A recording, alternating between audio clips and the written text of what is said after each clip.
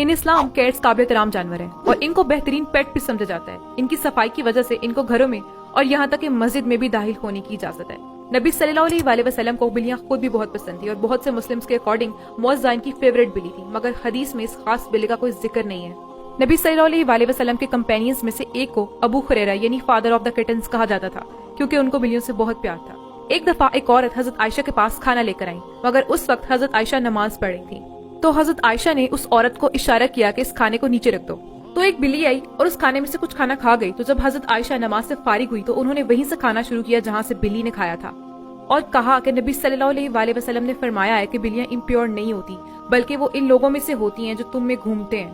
और मजीद हजरत आयशा ने फरमाया कि उन्होंने नबी सल्लल्लाहु अलैहि वसल्लम को उस पानी से वजू करते हुए देखा है जिसमें से बिल्ली ने पानी पिया।